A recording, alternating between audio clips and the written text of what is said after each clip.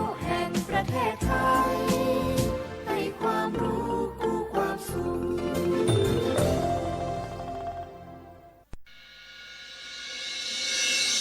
สถานีวิทยุกระจายเสียงแห่งประเทศไทยจังหวัดเชียงใหม่ AM 1476 กิโลเฮิรตซ์สถานีวิทยุภาคภาษาชาติพันธุ์แห่งเดียวในประเทศไทยที่มีความทันสมัยเชื่อถือได้สร้างอัตลักษณ์กลุ่มชาติพันธุ์สู่สากล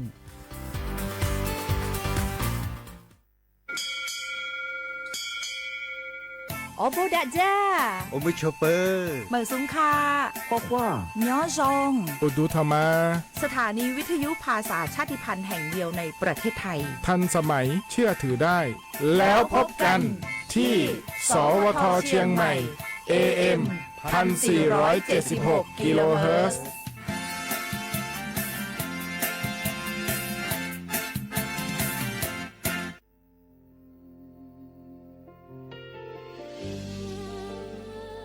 พระเสด็จสู่แดนสวงไทยทั้งปวงน้อมสำนึกในพระมหากรุณาธิคุณตราบนิรันดร์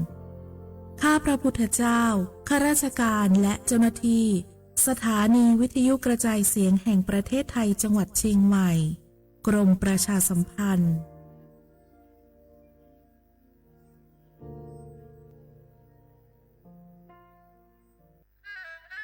กราบก้มบังคมบาทปิยราชธิดาพระเสด็จสู่ฟ้าปวงประชาร่ำให้ครวญนานาพระกรณียกิจในดวงจิตทวินหวนทุกเราเศร้าในสวงพระคือดวงใจไทยสารคดีแสงเพชรส่องล่าเจ้าฟ้าพัชรกิติยาภาตอนพระราชธิดาผู้ทรงคุณธรรม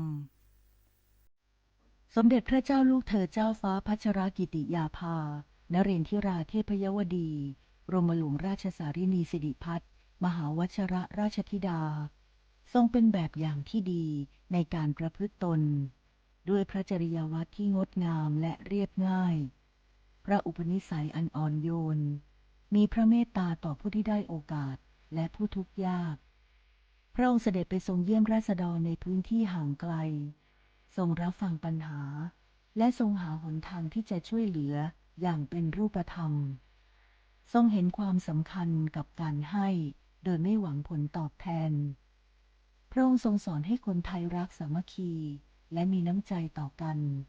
ไม่ว่าจะในฐานะใดก็ล้วนมีศักดิ์ศรีความเป็นมนุษย์เท่าเทียมกันด้วยพระจริยวัตรที่งดงามและเรียบง่ายของสมเด็จพระเจ้าลูกเธอเจ้าฟ้าพัชรกิติยาภานเรนทิราเทพยวดีกรมหลวงราชสารินีสิริพัฒน์มหาวชรราชธิดาเป็นแบบอย่างอันทรงคุณค่าที่จะอยู่ในใจประสบกนิกรได้น้อมรำลึกถึงพระองค์ผู้ทรงเป็นพระราชธิดาที่ทรงเปลี่ยนไปด้วยคุณธรรมอันเป็นที่รักยิ่งของปวงชนชาวไทย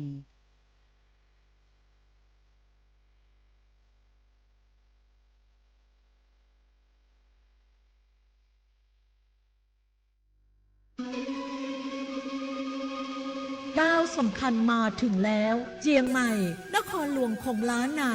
สู่การเป็นมรดกโลกต่างวัฒนธรรมขององค์การยูเนสโกเมืองที่ยังมีชีวิตและมีประชาชนอาศัยอยู่ร่วมกันวันที่ 3-8 สิงหาคม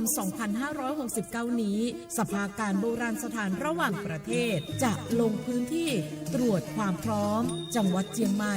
ขอเชิญชวนภาครัฐเอกชนและพี่น้องชาวเจียงใหม่ทุกคนมาร่วมแรงร่วมใจพัฒนาปรับปรุงพื้นที่ทั้ง5ประตู4แจ่งตามแนวคูเมืองและ7วัดสำคัญวัดเจียงมั่นวัดพระสิงห์วัดเจดีย์หลวงวัดพระธาตุดอยสุเทพวัดสวนดอกวัด7ยอดและวัดอุโมงค์ช่วยกันดูแลให้สะอาดงดงามคงคุณค่าสถาปัตยกรรมดั้งเดิมเพื่อต้อนรับการตรวจครั้งสำคัญนี้ร่วมกันร่วมสนับสนุนเจียงใหม่สู่เมืองมรดกโลกต่างวัฒนธรรมโดยสวทเจียงใหม่สำนักงานประชาสัมพันธ์ที่3กรมประชาสัมพันธ์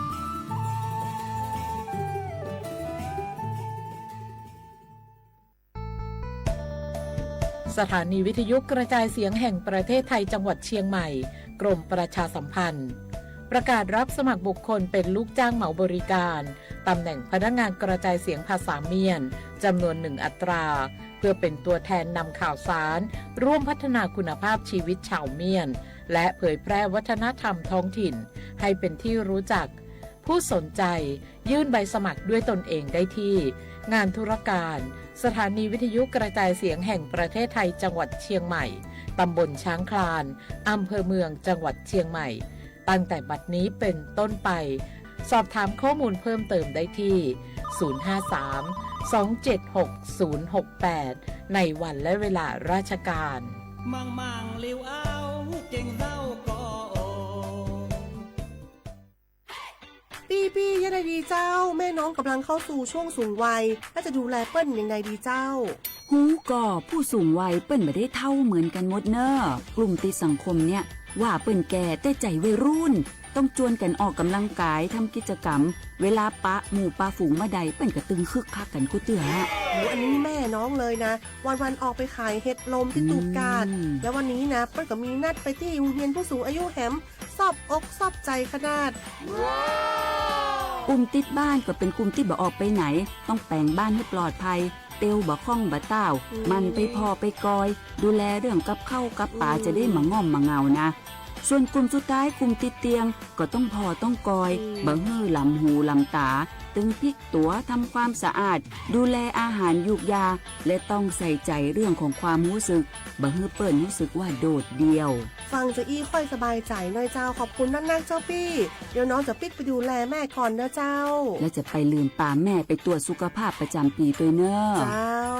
ดูแลผู้สูงอายุถูกวิธีผู้สูงวัยก็ยิ้มได้ลูกหลานก็สบายใจด้วยความปรารถนาดีจากสำนักงานประชาสัมพันธ์ที่ 3 กรมประชาสัมพันธ์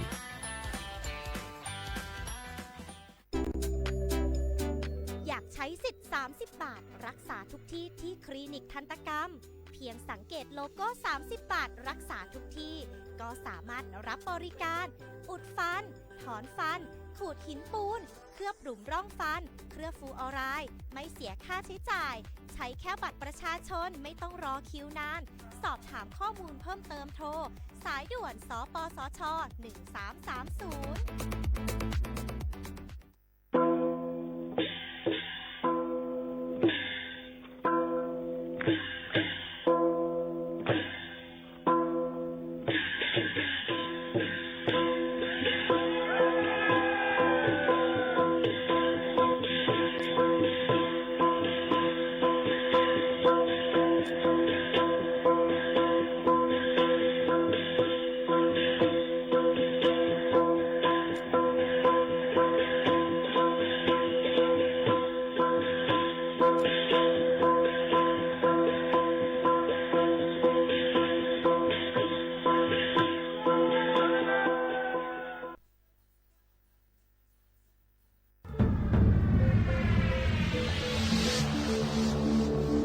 ก้นกูก่อนไอ้จับลงมาแล้วก้นเคยมีตังพัดเขาโอยจังจานขึ้นบนโลกอย่าลืมค่ะนะอย่าลืมขึ้นลูกค่ะนะพี่นักได้เขา 1 2 3 4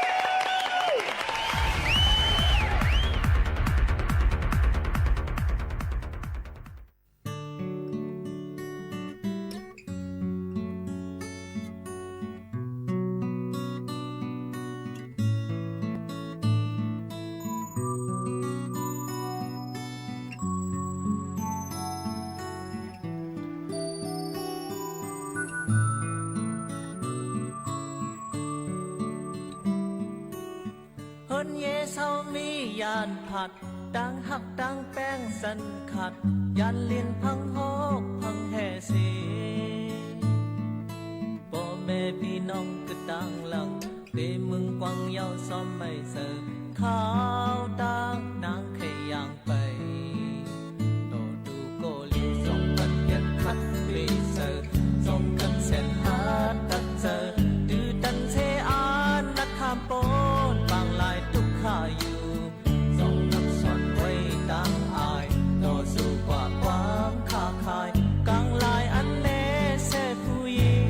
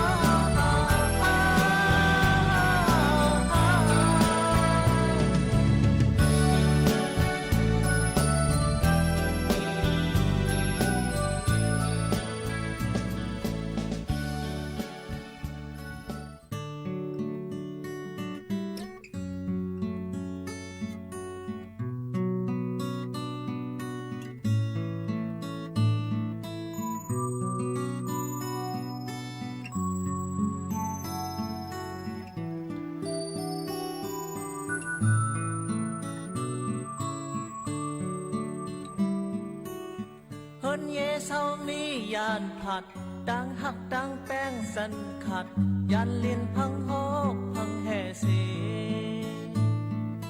พ่อแม่พี่น้องก็ต่างหลังเปมึงกวางยาวซ้อมไม่เสิร์ข้าวดังนางแค่ย่างไปโตดูโกลิวส่งกันยันคัดเปเสิร์ส่งกันแสนหาตัดเจอดื้อตันเทอานนักข้ามโปนบางลายทุกข้าอยู่เมื่อซุ้งค่ะเมื่อซุ้งพี่น้องผู้ยินถ่อมเฮาค่ะกูก็กูก้นค่ะห่มจมฮับตอนมาถ่อมดินเนอร์ตอนการห้องปล่อยเซ็งสวทเก้งใหม่ AM 147เฮากี่ละเฮิร์สปืนปล่อยเซ็งกูวันพอถึงมาข้าวยาม 10 โมงถึง 11 โมงกลางในกลางค่ำอยู่จ้อมขาวโมขาวนุ้นเป็นอุ้ยก็อุ้ยแซ่ปอแม่ปีน้องๆเฮาเขาอยู่จ้อมกันที่ไหนค่ะเนาะฮับชมอยู่ที่แล้วตั้งไหลอุบโอตรงตักจ้อมกันไหลในนั่นค่ะชมอยู่ที่ลำปูนค่ะชมอยู่ที่เมืองกอกชมอยู่ที่แล้วต้องตักกันเข้ามาทั้งปากไป11ก่อนี่ค่ะกูก็กูเกิลค่ะเนาะยก็ไม่สูงตั้งเสียงค่ะยก็อันทอมอยู่ตั้งเจดอนเมืองตากพะเยาลำปูนลำปางน่านเมืองไตปัดปืนเมืองนอกเมืองหลายตีหลายตั้งขณะอยู่ตั้งลอยสะเก็ดเจิมจะในกระห่มจมฮับตอนค่ะตอนแต่ในวันเมื่อในเฮาค่ะฮบทบจอมปอแม่ปีน้องเฮาเขาเสเป็นมาวันจันทร์ที่13เดือนธันวาคม2เฮงปลาย26ปีได้2เฮง1ปากปลาย20ปีก็จาก1เฮง3ปากปลาย88คู่ถึงมาเหลือน8หลวง14คำในวันเมื่อในค่ะอยู่เป็นอ้อยกออ้อยเซจอมกันดีในเสกว่าเลยไปเลยก็ให้หลอดเพเขียนกันกูก็กูก้นตั้งหมดตั้งเสียงผักตวนจู้ถึงปอแม่ปีน้องๆเขาซึ่งหนังไหนค่ะทอมอยู่ดีเลยในก็อุโอตรงตักจอมกันไล่ในนั่นค่ะพี่น้องเขาเฮาขาห่มจมฮับตวนเต้ๆในนั่นค่ะตอนแต่พี่น้องเขาเตมาถ่อมจอมขาวยิ่งหมูขาวนู้นดีในนั่นในค่ะพี่น้องเฮาเขาค่ะอยู่เป็นอ้อยก็อ้อยเซจอมกันทอมอยู่ดีเลยตั้งไหลในก็ใครเอามาฝากดวนตัวถึงพี่น้องเขากูลองกูอันอยู่หนังหือป้อติมีตั้งซื้อหนังหือป้อติมีลองตั้งก็จึนเย็นเจอกันนั่นเลยค่ะก็มาฝากดวนตัวถึงพี่น้องเขาจึงหนังไหนค่ะค่ะกำเนิดค่ะมาตุ้ยค่ะข่าวเงาเกี่ยวกับเลยลองฟิงฟ้าราศีกันอีกวันนึงในนั่นค่ะในวันเมื่อในนั่นเนี่ยค่ะป้อเตมาตุ้ยดังปอดของซึ่งไทย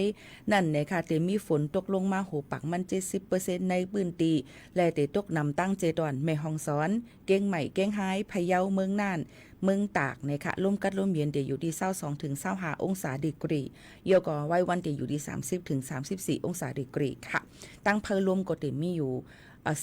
ถึง20กิโลเมตรต่อ1ชั่วโมงในนั่นค่ะใน7วันตั้งหน้าต่อพอถึงวันที่18นั่นซ้ำในนั่นค่ะเตมีฝนตกน้ำหลายๆพื้นที่จะเจออันอยู่จอมน้ำปางลายเจียมเจในก็รู้เลยฟังกันไว้ในนั่นค่ะเยาก็เพราะว่า17 18นั่นก็ฝนได้ลดย่อมลงมาโหปักมันในก็เตมีอยู่หมอก 40% ในพื้นที่ในค่ะเนาะก้อยกาบางตีก็เตตกน้ำบางตีก็เตตกเกลองตั้งเจในก็อยู่ดีลองฝนลุ่มๆอันที่เปิ้นล่ามขาดไว้นั่นเสพี่น้องเขาก็อย่าลืมถ่อมด้วยข่าวเงาหนังคือบ่ติขึ้นตันเยาก็เตไลลดเพกันกู300,000เปิงนั่นเอามาฝากตวนจู้ถึงปอแม่ปีน้องๆเขาเกี่ยวกับรองข่าวเงาฝนลมว่าจึงหนังไหนค่ะปอแม่ปีน้องๆเขาค่ะลองตั้งซะในเนี่ยค่ะพี่น้องเขาก็หลุเลยฟังกันไว้ค่ะเนาะเยาก็ยังมีเทียงเกี่ยวกับเลยลองว่าเฮาขาดที่เฮ็ดจังหือล่ะเจ้าให้เจ้าสนเจ้าหน้าเขาปีในก็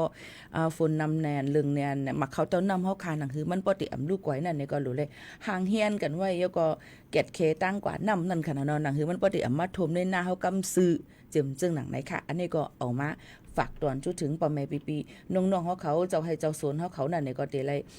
ห่างเฮียนกันไว้ตอนตาเตเฮกังเกี่ยวกับลุยลองว่าฝนลุ่มๆไว้นำเตจังทมจังน้องเจิมจึงหนังไหนนั่นเนี่ยค่ะก็มาฝากตอนจุดถึงปอแม่ปีน้องๆเขาจึงหนังไหนค่ะพี่น้องเขาค่ะยกก็มาถ่อมด้วยก้นแต่เจออันเป็นก้นอันจื้อเสียงใหญ่ในกัน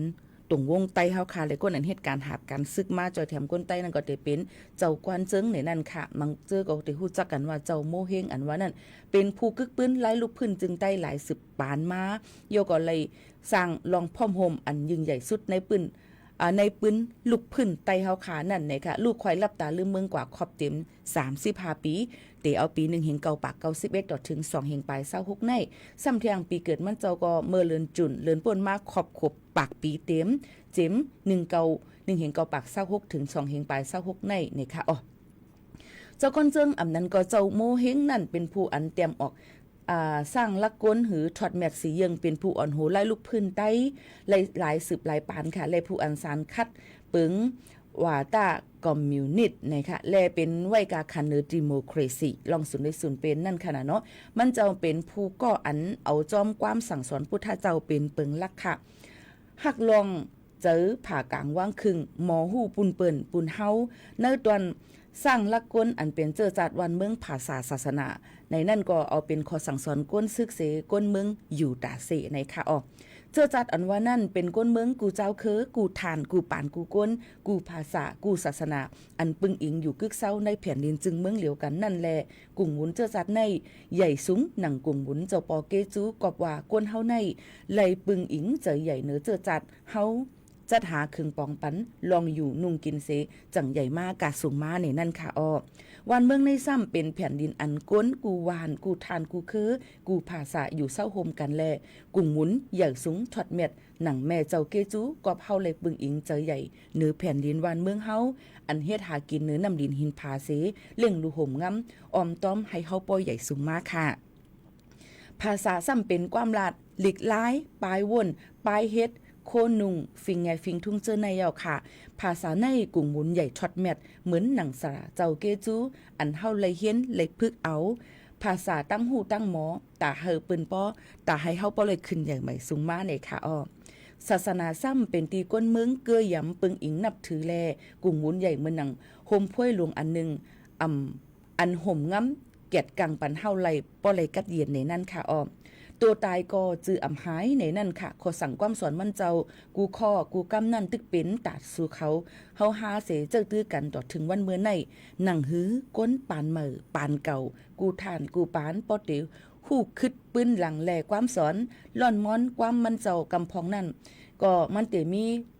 เป็นของฝากปักปีขอบขบมันเจ้าตำตีผู้รู้อันแลลิงเงินถอมในเอาเป็นปื้นหูตั้งหันกว่าแต่ที่เอาใจตื้อในโจปานในนั่นค่ะเนาะพี่น้องเขาค่ะในก็คัดเจอเอามาฝากตอนตัวถึงพ่อแม่พี่น้องเขาปื้นแก็บเจ้าก้อนเจิงในซ้ำในอำนันเจ้าโมเฮงในเกิดมือวันที่20เดือนจุน1เฮงเก่าปาก26ในค่ะปัทมาเดือน8เมื่อ11ค่ำปีใต้2เฮงไป20นี้วันอาทิตย์ค่ะเนาะเกิดตีวันทะเนาะไล่สักลายสักค่ะพี่น้องเขาใจเว้งหัวโป้งจึงใต้ปอดจันจือปอแม่ลุงจากกระโถและปากขิงมีพี่น้องโฮมต้องกัน12ก่อกำเดียวค่ะเจ้าก้อนเจิงเป็นกอดทวน3มือก็เลขซ้ำเนี่ยค่ะจือมันเจ้าห้องว่าใจขึงในแหละมือปานสิคิกนั่นไล่เฮ็ดนุงสั่งสมณเณรเสแล้วเฮ็ดเอาลิกไล่ตีวัดหมักล่างในลายสักจังหมอเตรียมหมอรูลิกไต้ลิกปะโอลิกมานไล่หลีงามในนั่นค่ะออกพี่น้องเขาค่ะนาเฮิรนก็มันเจ้าเลยเตตังนาเฮิรนจอมเมทาวยามีลูกคมกัน11ก็นางหมัดนางอิงใจหมีใจเสือใจจังใจเห็นใจเสือไทยนางหนอนางเมียนางแววและใจป่าไล่ในนั่นค่ะแทงก็1ซ้ำแต่จอมเมทาวมานมีลูกอ่อนมีลูกคมกัน3ก็มีลูกล่างห่มกันก็ได้เป็นใจก้อนคำเนี่ยค่ะลูกจับแม่นั่งจิงอ่องและนั่งปีเจียวในนั่นค่ะเจ้าก้อนเจิงและซึกลุงฟ้าปอก2ในมันเมียนพ่องเจ้าก้อนเจิงนั้นตึกเป็นพ่องปานเหมาหนุ่มให้แลไล่เข้าห่มป้าจอมในตับหลงอเมริกันเสเข้าปังตึกต่อสู้จะปานมาอยู่ในนั่นค่ะเข้าตั้งโจปานรายการเจอจัดซ้ำเจ้าก้นเจิงเขาจำเจในก็คึงปองให้สร้างมาปียาวข้าวหึงนั่นค่ะเนาะเลยอันกันสันคัดลองจุ้มคอมมิวนิสต์ว่าไว้เสนนั่นก็เลยคึงปองให้สร้างหลายๆฝ่ายหลายๆอันเสต่อถึงมันเจ้าปอไล่ลู่สิ่งอาศักใสเสือกว่าในนั่นค่ะพี่น้องเขาค่ะการพ่อผมมั่นใจในก็มีนำเนี่ยในค่ะตอนน่ะเจ้าก้อนเจิงอ่ำนั่นก็เจ้าโมเฮงเฮาขานั่นนี่ค่ะเนาะในก็เตเลยว่าเป็นผู้อ่อนโหตีหลีก็หนึ่งย่อก็เป็นก้นกึกปื้นจือเสียงใหญ่หรือหลังเพียงก็หนึ่งอันหับกันเจอจัดคึงปองเฮ็ดสร้างในนั่นค่ะในก็กูลองกูอันอำมาได้เป็นทอดเม็ดสียืงอำมาได้เป็นการลองแม่หักพร้อมจอยกวางแก็บแข็งโอนที่มันเจ้าคึงปองให้สร้างเลยพึกผ่อนมาเอามาได้เป็นลองเอาขึ้นเมืองเลยนำกัดเอ็นเฮียงในก็เป็นล่อนเกียนมันเดียวค่ะกอมนั้นลองตั้งเสื้อในก็ลีอยู่กรุงย่อมุนตัวตายก็จื้ออำหายในก็เป็นปื้นแก็บอิดออดเอามาฝากตอนถึงพี่น้องเขาให้เลยฮู้จักฮู้จื้อเกี่ยวกับไปลองก้นกึกปื้นอันเฮาคาเลยมีไว้นั่นแหละเป็นตอนดาการใต้เฮาคาเจ็มจึงหนังไหนในนั่นค่ะพี่น้องเขาค่ะปื้นในที่เป็นไผคึงปองให้สร้างเฮาคาหลาในเตเป็นลองเฮาค่ะเตเลยเตรียมปืนเอาหังเผยมันปืนหลีปืนให้ปืนอีสังก็อยู่ที่เฮาค่ะ เฮ็ดและขึงปองเฮ็ดสร้างกว่านั้นกุ้ยกวนเฮาค่ะกูก็อ่ำตับรู้เลยว่าก็รู้เลยกัดเขียนเหมือนก้นนั่นก็ได้เลยคัดเจอมันก็นั่นเนี่ยปิงยาเผอก็เล่งเจอมันนาการปุนพรอันเฮาค่ะกัดเขียนโรงเรียนนั่น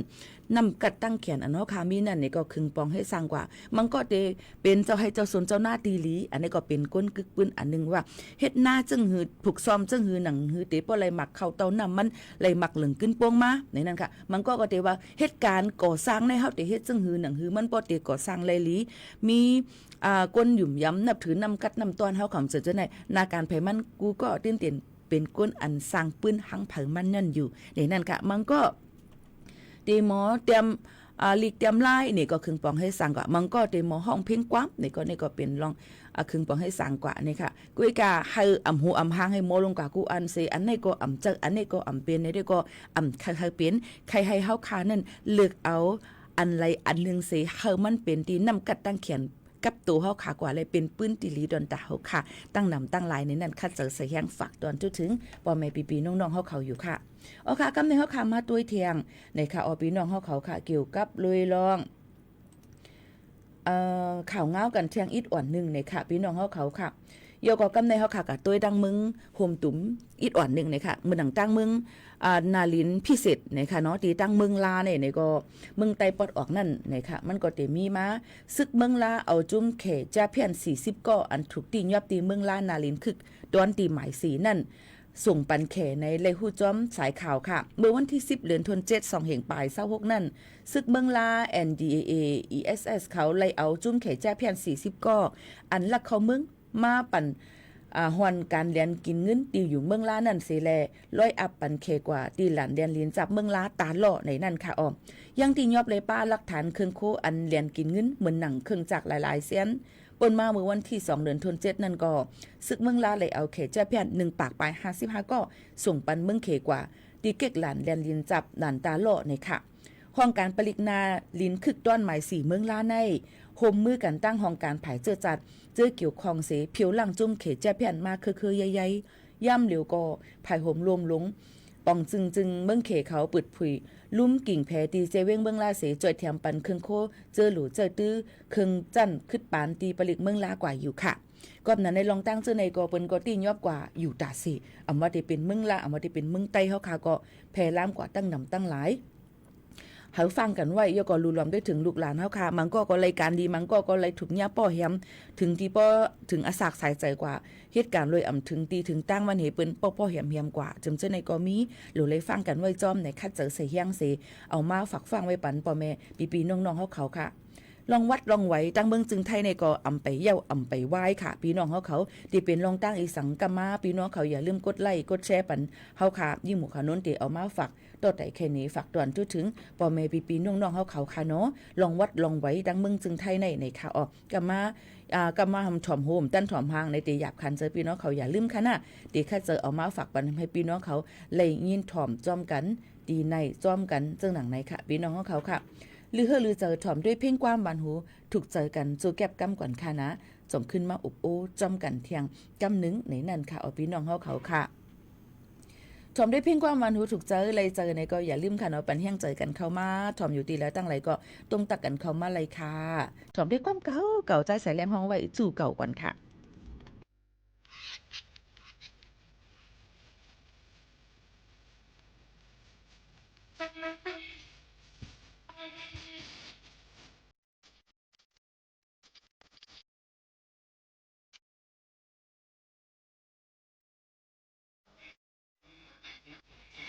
ก็ซ้ายหักเลย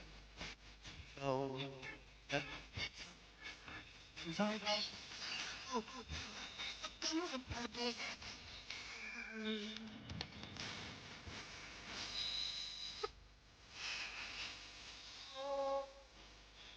ไม่จุนเจ้า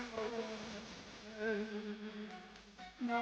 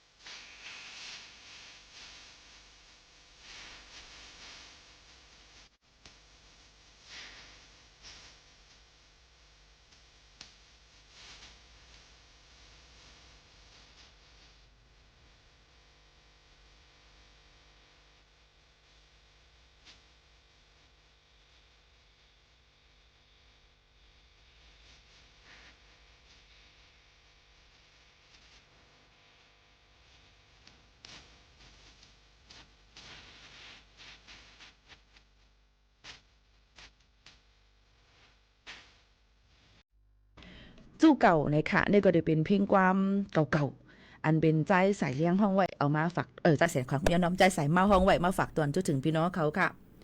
เปิ้นขวาเมื่อไรค่ะเปิ้นขวาเขาขวาป้อหมุนเจ้าขวาก้นเบิ่งขวาเอาอันไรรัดมาเปิ้นขวาเมื่อไรค่ะพวกขวาก็ถามอยู่เครดิตเตปังมิงกบกูคือกล่อมฮู้ค่ะเนาะขวาได้เป็นวันหังก็กำลังพี่น้องเขาค่ะเตเป็นวันปุดที่29ค่ะเป็นวันเข้าวาซาค่ะพี่น้องเขา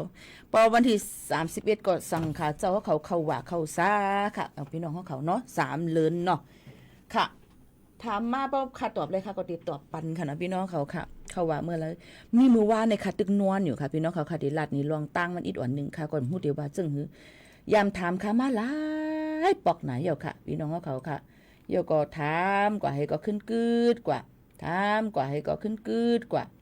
ถามมาเต็มเจ้าเต็มเจียวค่ะเนาะถามว่าปีค่าในค่ะเอาตัวลิกเจลิกอ่อนปานเก่าให้มาแล้วก็ในเกิดวันอันในคู่เป็นวันจะเต้เหลือนอันนั้นอันในนี่ค่ะว่าขึ้นถามว่าปีค่าเฮาเกิดวันที่สังจองฮู้คามฮู้เนี่ยค่ะจอยตัวเป็นค่าเองค่ะตัวเป้เนี่ยว่าค่าก็คัดเจิงสิฮูสิตาให้ก็มาอ่านมาตัวเฮก็เตรียมบันลิกใต้ทั้งปีเนี่ยอันค่าเกิดเนี่ยค่ะเป็นวันเดือนปีไทยปีหังอยู่เคมันเต็มอ่านลิกใต้อะไรในเนี่ยขึ้นตบบันทางลิก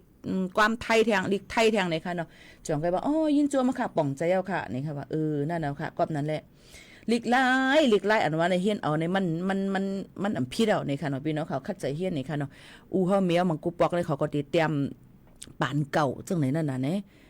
นั่นน่ะก็การเมย์หมวกขาวนู่นเนี่ยคิดกาไปใส่พี่น้องเขาว่าเต็มอังกฤษเอานี่เลือนเฟบรุรีว่าจุนลายออกัสในไหให้นันเตียเป็นเมียเขาในกัดเขียนยอมหับเตียว่าเนี่ยมังก็ได้เตรียมให้มังก็ว่าปีหมวกขาวนู่นค่ะจอยวนปันวันเกิดค่ะอีกนึงรู้เนี่ยว่าค่าเกิดมือวันอันตีเลือนหมาดเน่ตายกำไหนค้าก็เลยกับปุ่นปกตื่นง่วยอย่างเงี้ยเนาะคือการแต่เหลียวนี่มันง่ายค่ะปีนั้นมันง่ายเงียบนั่นเพราะว่าเขาฮู้ว่าปีคู่มันเป็นอีสางปีก็จ่ามันนั่นน่ะเนาะเป็นปีเกิดอีหางวันคำเลินง่ายหางเนี่ยก็สมเจในก็เลินรับเลินมั่วเนี่ยมันก็ต้วยเลยค่ะมันเดี๋ยวมีปักเยี่ยมวันปากปีพี่น้องเขามันก็เดี๋ยวมีเขาค่ะก็ซื้อด้วยกับป่นสอนตอกสอนด้วยไหลในนั้นค่ะพี่น้องเขามันก็พอถามมาค่าในเกิดปีอีกคู่ยังค่ะในคารุกะไตเตี้ยนนะคะแต่เหลือในเป็น1 เฮง 3 ปากปลาย88คู่ค่ะพี่น้องเขาลองตั้งซึ่งไหนค่ะเนาะปีไต้2 เฮง 1 ปากปลาย20ปีอังกฤษ2 เฮงปลาย26ปีพุทธะ2 เฮง 5 ปากปลาย69ในมันก็มีหลายรองหลายอันซึ่งไหนค่ะในก็คัดเจอเสียแห้งฝากตอนถึงกันค่ะคำเดียวค่ะมาตุ้ยข่าวเงาดังเมืองจึงไทยในลื่นหลังหนามาเตเฮ็ดลองไว้ซ่อนไว้ป้อมไว้10 ปีอันเปิ้นซื้อกันไว้ลุอ่อนไว้เกิดลุอ่อนอันเปิ้นซื้อกันในเฮ็ดอันป้อมไว้ล้วนอันเป็นเลขจี้เจมเจ้าในนั่นค่ะกำในมีพี่น้องเขาใกล้ถามว่าล้วนในเลขจี้ตีในโรงเรียนยาวหมายจีนั่นน่ะเนาะจีอังกฤษเนี่ยจีเนี่ยใน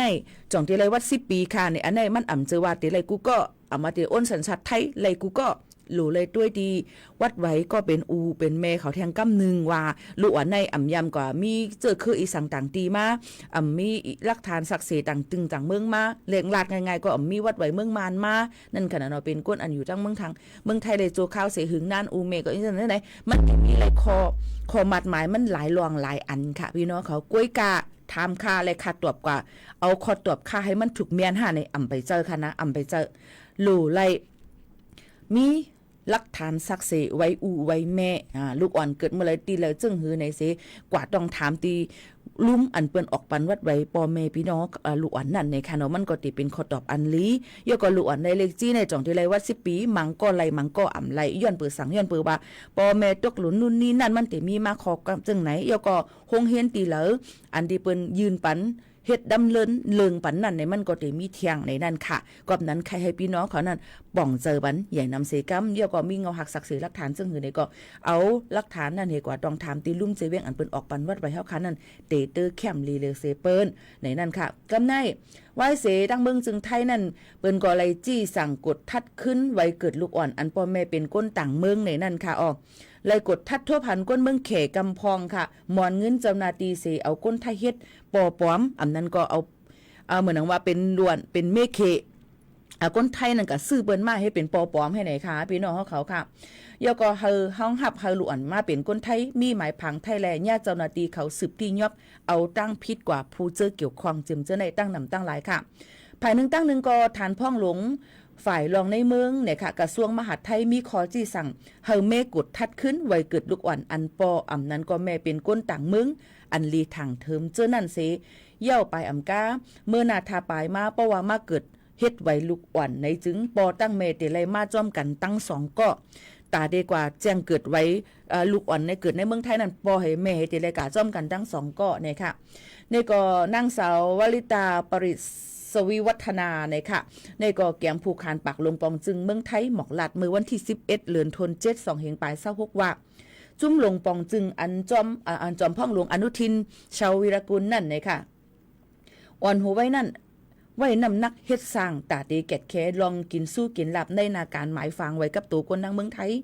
วางแผนนาการตาตีเพียวมวยลองอันจุ่มเหตุการณ์พิษปักเปิงหมายมี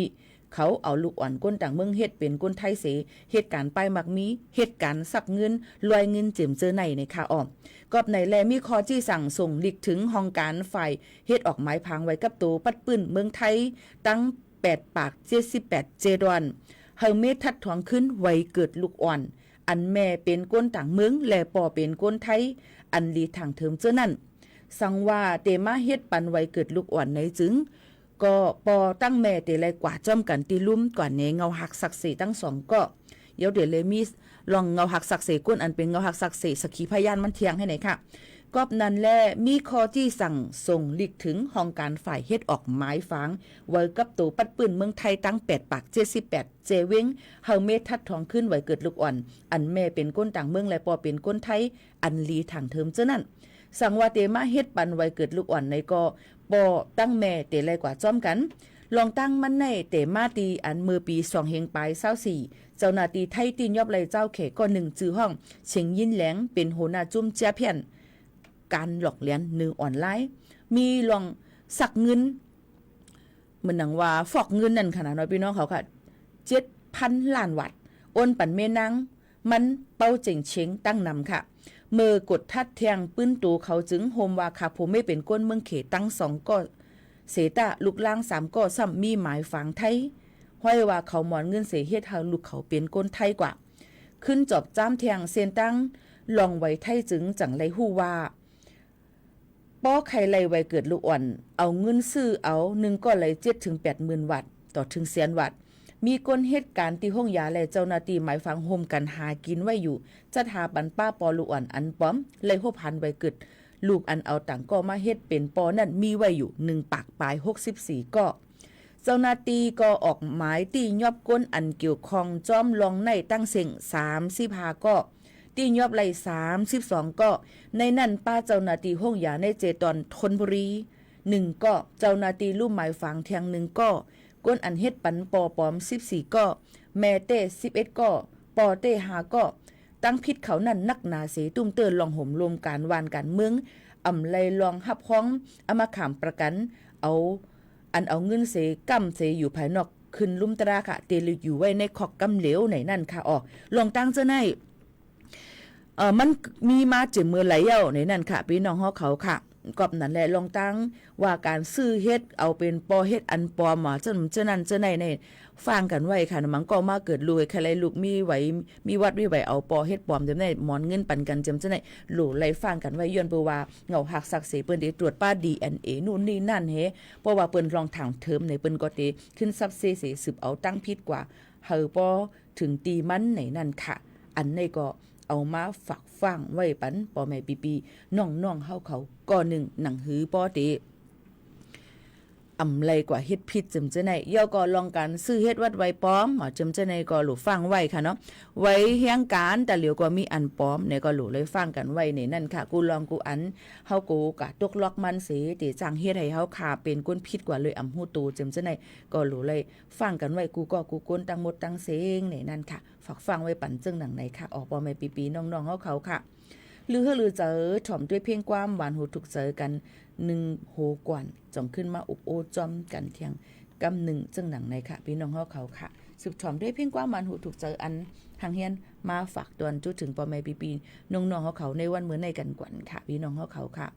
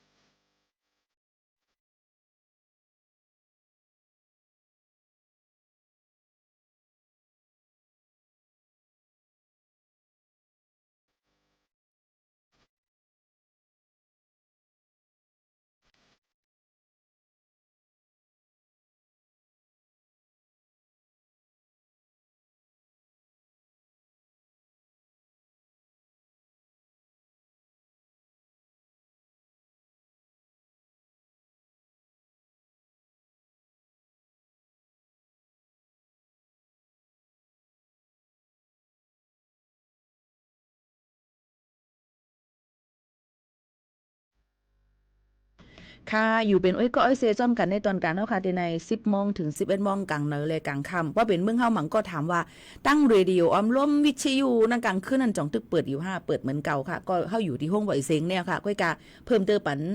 ตั้งออนไลน์จอมจังไหนค่ะพี่น้องเขาอันนี้ก็คัดเจอเอามาฝากตอนจุดถึงพี่น้องเขาจังหนังไหนค่ะเอาความปีโมคาเอาฮักมีมากมายมือใจมีจะมาฮักพิเจอฮักสืบฮักเอาอะไรลัดมากค่ะน่ะมันมีน้ำไว้เฮ้ยไหนเอาค่ะก็ไงมาถ่อมจำกันทางมือเกลเลาก่อนลองวัดลองไว้สังว่าพี่น้องเขาเนี่ยค่ะอำป่องเจอลองวัดลองไว้ไว้ลุเข้าในเตลอีสังลุเข้าใน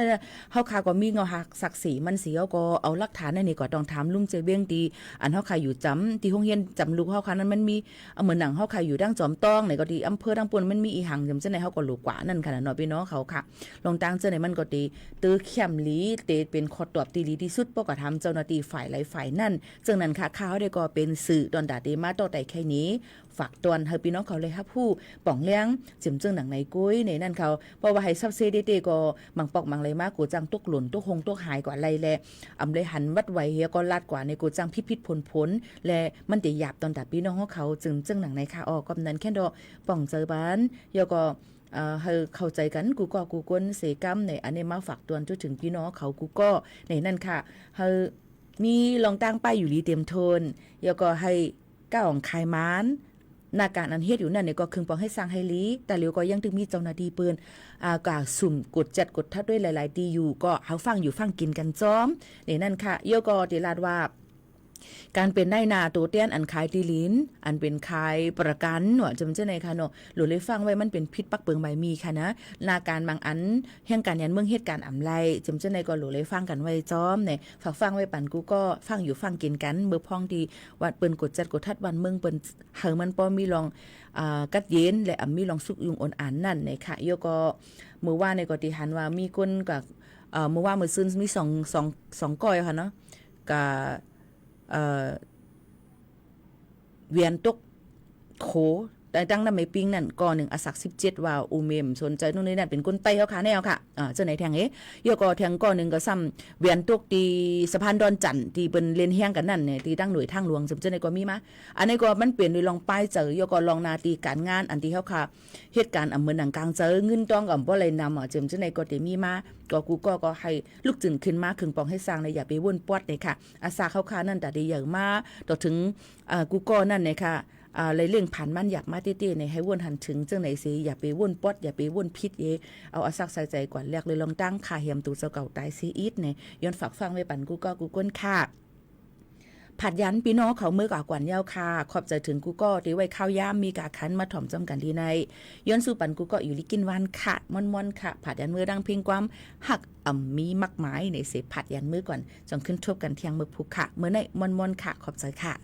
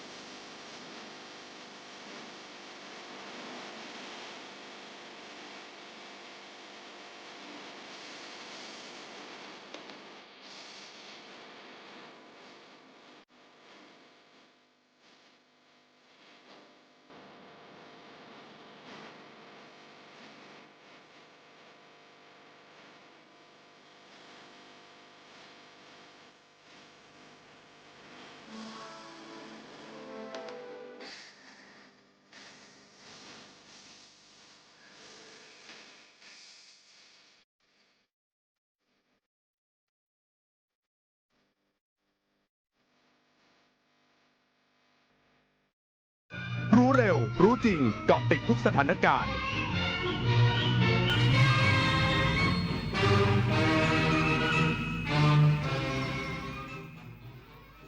รับฟังข่าวต้นชั่วโมง 11 นาฬิกากับยุทธพร บานเย็นครับ